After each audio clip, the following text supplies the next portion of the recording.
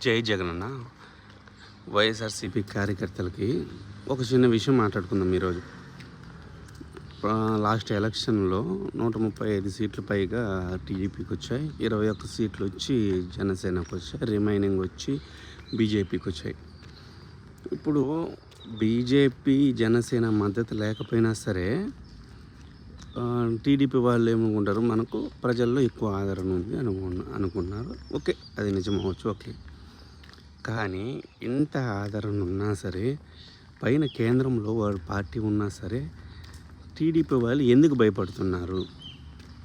ఎందుకంటే కేంద్ర పెద్దలు జగనన్న పర్యటన జరిగేటప్పుడు అక్కడ వచ్చే జనాన్ని చూసి ఆ జనం అభిప్రాయాలను కనుక్కుంటున్నారు. ఎలా ఉంది జగనన్న ఫాలోయింగ్, ఎలా ఉంది అని. ఇది తెలిసిన కూటమికి కానీ కూటమిలో ఉండే మరో 2 పార్టీలకి చాలా భయం వేస్తుంది.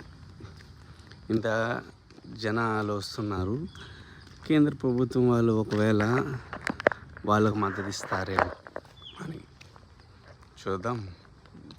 ఒకవేళ కేంద్ర ప్రభుత్వం మద్దతు ఇచ్చేట్టుగా ఉంటే ఖచ్చితంగా ఎవరైనా సరే వాళ్ళ పార్టీని వాళ్ళు కాపాడుకోవాలి అనుకుంటారు. అది ఎదర్ వైఎస్ఆర్సీపీ అయినా సరే, జనసేన అయినా సరే, టీడీపీ అయినా సరే, బీజేపీ అయినా సరే, ప్రజలలో ఎక్కువ ఎవరికి మద్దతు ఉందో వాళ్ళు కూడా అనాలిసిస్ చేసుకుంటారు. అనాలిసిస్ చేసిన తర్వాత ఎవరికి మనం సపోర్ట్ చేయాలి అనేది వాళ్ళే డిసైడ్ చేసుకుంటారు. ఒకవేళ కానీ కేంద్రం సపోర్ట్ కానీ జగన్ అన్నకుంటే మాత్రం 2027లోనే జమీలీ ఎలక్షన్లు వస్తాయి.